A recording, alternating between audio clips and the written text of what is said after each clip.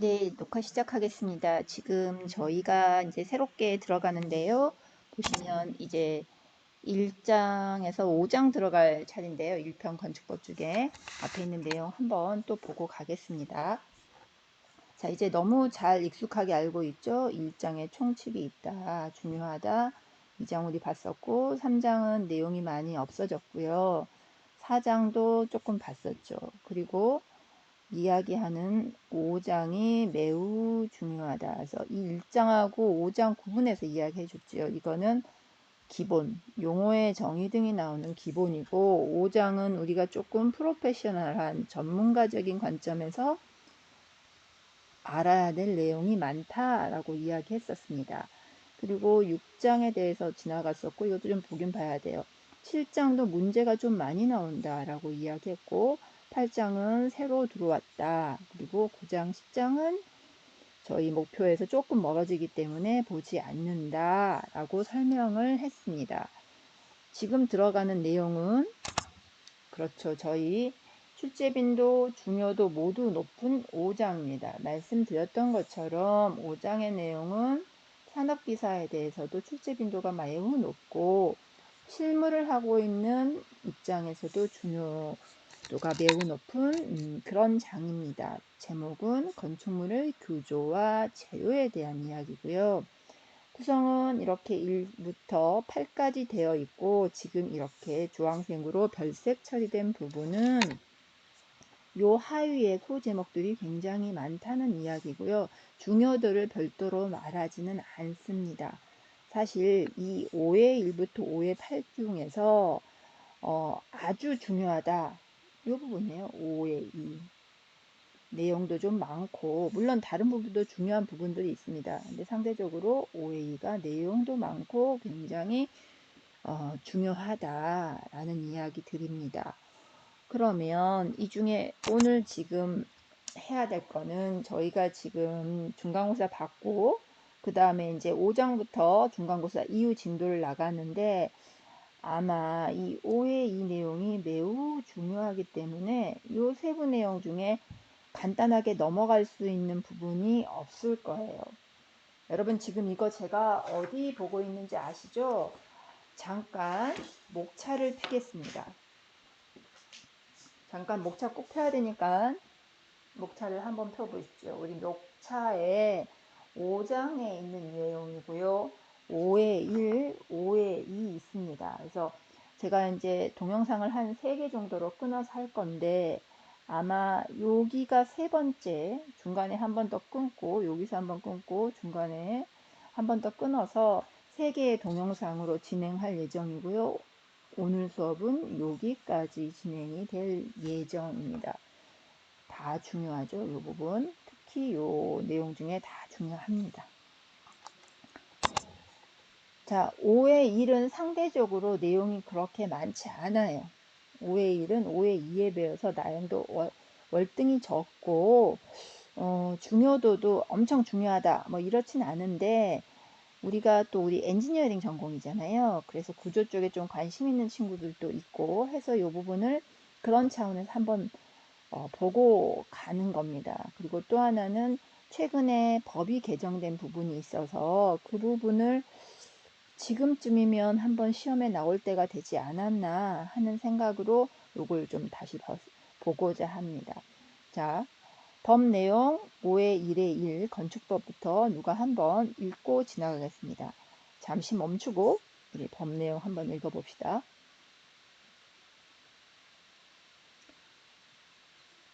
자, 48조 구조내력의 1번 읽었고요. 읽었죠? 여러분 다시 한번 읽어봅시다. 고정하중, 적재하중, 적설하중, 풍합. 이게 뭔 내용인지는 알죠? 일반 구조에서 구조 시간에 배웠을 거예요. 고정하중은 건물 자체에 고정되어 있는 하중. 적재하중은 지금 여러분이 앉아 있다면 여러분이 앉아 있는 여러분 책상, 의자 이런 것들이 쌓여 있는 짐의 하중이 되고 적설은 말 그대로 눈이 와서 하는 거고 그 다음에 풍합, 바람에 의한 압력, 지진 이런 거에 대해서 안전한 구조를 가져야 한다. 너무 당연한 이야기고요. 두 번째 내용을 봅시다. 건축물을 건축하거나 말했죠. 신축, 재축, 개축, 그리고 뭐까지? 재축 이전. 그런데 여기서는 또 대수선하는 경우에는 대통령령, 이제는 알죠. 대통령령은 대통령 뭐라고요? 건축법 시행령에 정하는 바에 따라 구조의 안전을 확인해야 한다. 시행령으로 뭔가가 나오겠다는 거 알겠죠? 이제는. 이게 두 번째 이야기고, 세 번째는 이거. 구조 안전을 확인해야 되는 건축물에 대하여 허가 등을 하는 경우에 특별히 내진, 최근 들어 우리나라에 지진이 많이 발생하고 있다 그러죠. 더 이상 지진에 안전하지 않다. 한반도가. 그래서 내진 성능에 대한 부분을 강조하고 있습니다. 4번은 구조 내력 기준, 구조 계산 방법에 대해서 국토교통부령이다. 이거는 뭐다? 각종 무슨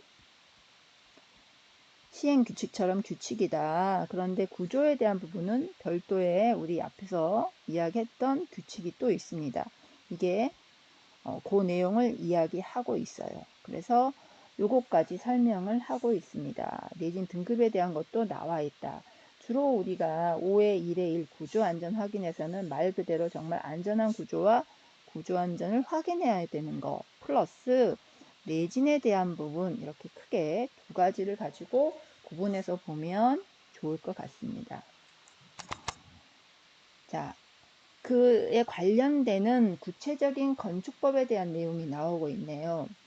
요거 봅시다. 요것도 누가 한번 잠깐 멈추고 읽어보고 다시 보도록 하겠습니다.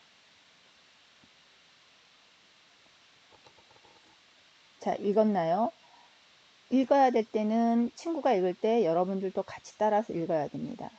자, 어느 하나에 해당하는 건축물을 건축하고자 하는 자는 사용 승인을 받은 즉시 지진이죠, 지진. 지진 발생에 견딜 수 있는 능력, 이걸 뭐다? 내진 능력이다.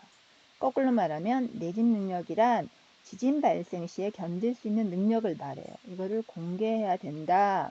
요건 예외 조건이니까 나중에 한번 보고요. 어떤 경우냐? 1. 요거 누가 한번 읽어봐요. 아까 읽었겠지만 한 번 더 읽어봅시다. 네. 그렇죠. 층수가 2층 이상인 건축물, 이제 우리 가로 빼고 있는 거는 잘 알죠. 층수가 2층 이상인 건축물, 요건 예외 기준이니까 조금 이따 보고, 연면적이 200제곱미터 이상인 건축물, 그 밖에 대통령령으로 정하는 건축물은 어떻게 해야 된다? 사용 승인을 받은 즉시 건축물의 내진 능력을 공개해야 한다. 내진이 강조됐어요. 문제 나올 수 있겠죠? 아직까지는 안 나왔어요. 다음 중 내진 사용 승인을 받는 즉시 내진 능력을 공개하여야 하는 건축물이 아닌 것은 그래서 요거 지금 현재 층수가 2층 이상인 건축물과 목구조인 경우에는 3층 이상인 건축물 그렇죠. 목구조인 경우에는 500제곱미터 이상인 건축물은 사용 승인 시 내진 능력을 공개해야 합니다. 이게 내진에 대한 이야기를 하고 있고요. 제목이 건축물의 내진 능력 공개라고 나왔죠. 그 다음 봅시다. 여기는 또 다른 내용이에요. 한 번 더 읽어봅시다. 누가 멈추고 읽어보겠습니다. 여러분은 같이 속으로 읽어주세요.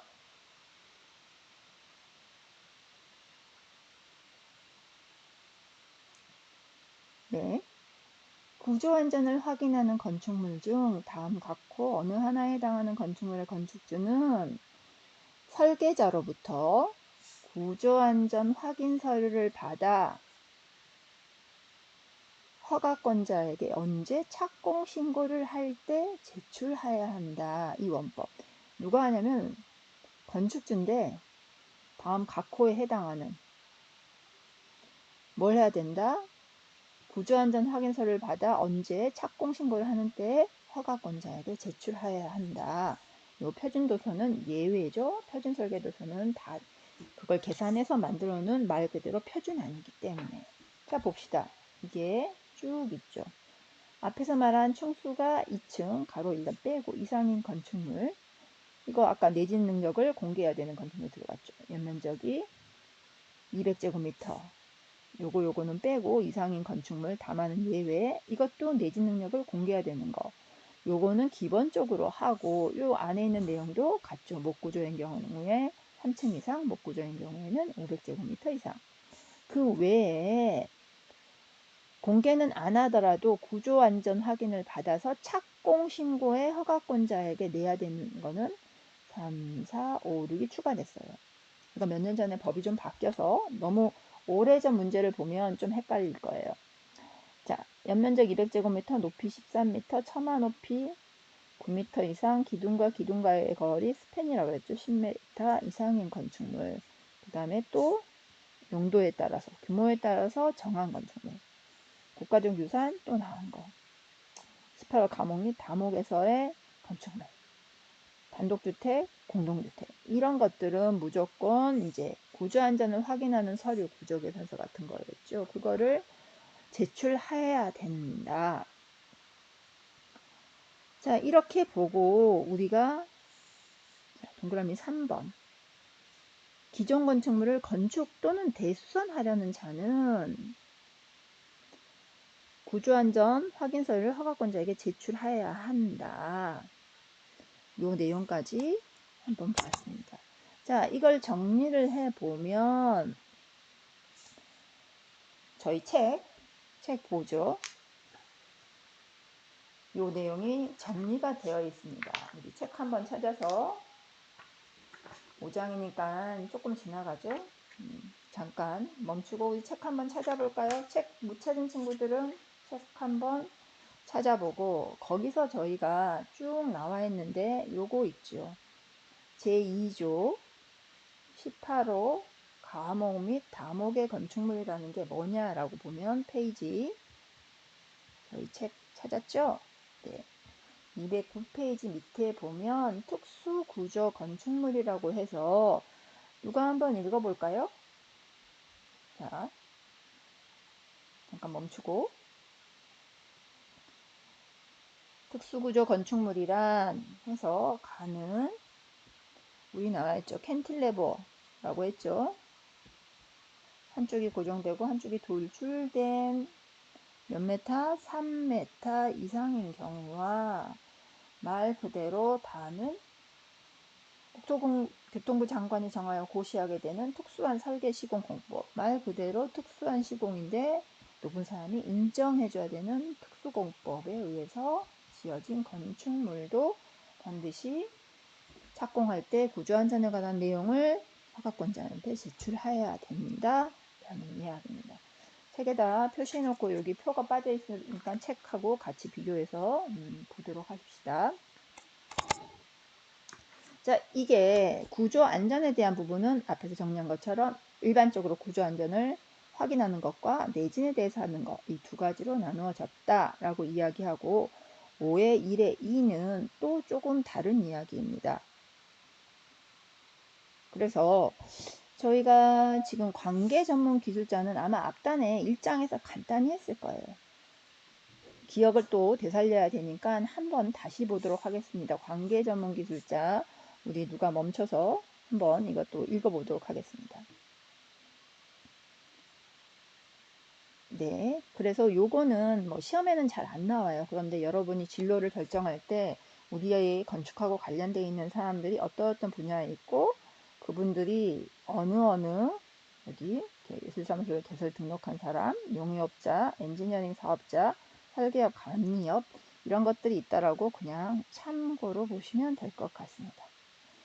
넘어갈게요. 자, 여기서 우리가 주로 많이 나오는 거는 앞에서 한 거 건축 구조 부분에 대한 겁니다. 그래서 관계 전문 기술자 중에 뒤에 나오겠지만 구조 관련된 기술자들이 좀 많이 나오고요. 그 다음에 토목 관련 기술자 좀 나오고 설비, 소방이나 설비 쪽 기술자들이 나옵니다. 나중에 우리가 일을 할 때도 이분들의 협조가 필요합니다. 일단 시행령 91조의 3에서는 구조기술사의 이야기를 하고 있네요. 그래서 어떤 경우에 구조기술사의 협력을 받아야 한다.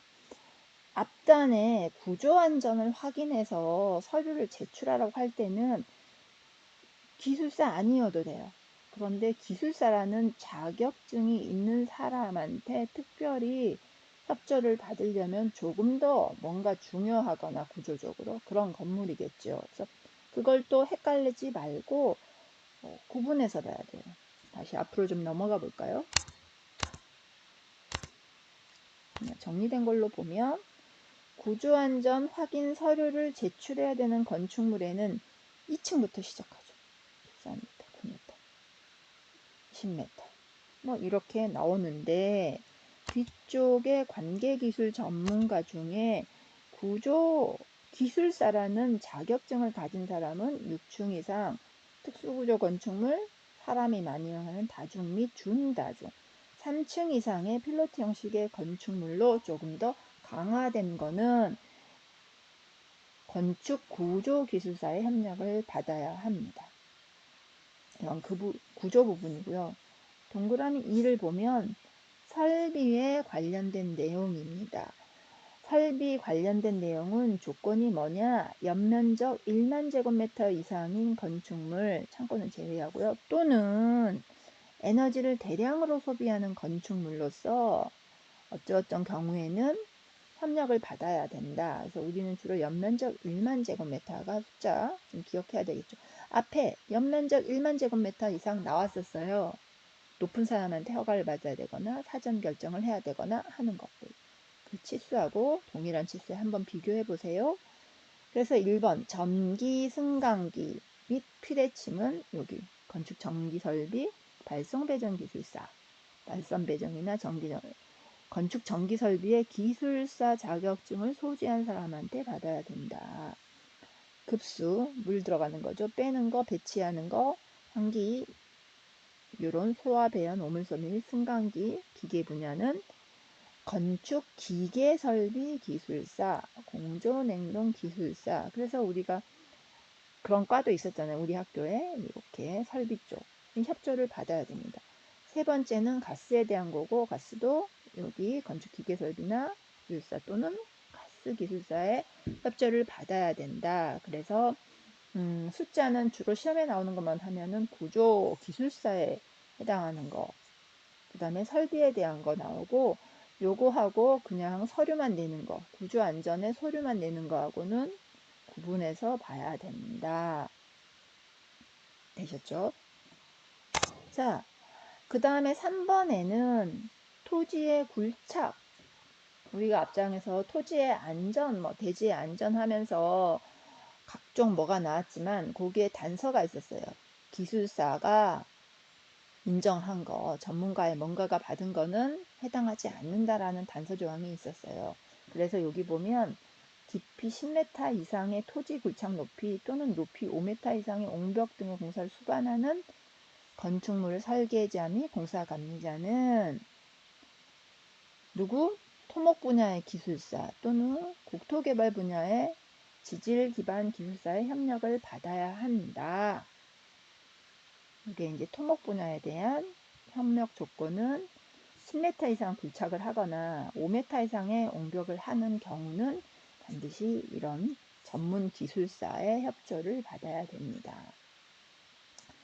그 다음에 감리 부분에 있어서도 감리 계약에 따라 건축주가 요청하는 경우에는 감리도 이 기술사들한테 도움을 받아서 같이 협업을 해야 된다. 5번에는 감리 부분이에요.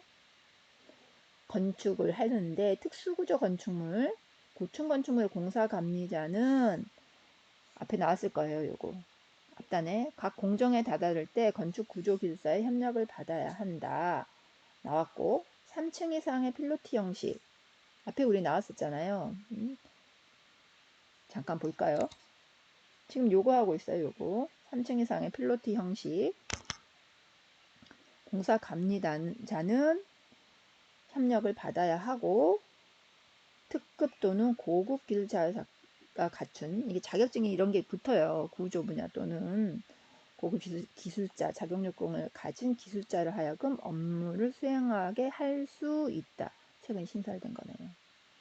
그래서 감리할 때 앞에서 우리 감리할 때 비슷한 이야기 했었어요. 감리자 역할 할 때 관계 전문 공사 현장을 확인하고 그가 작성한 설계도서, 감리 중간 보고서, 감리 완료 보고서 이거 했었죠.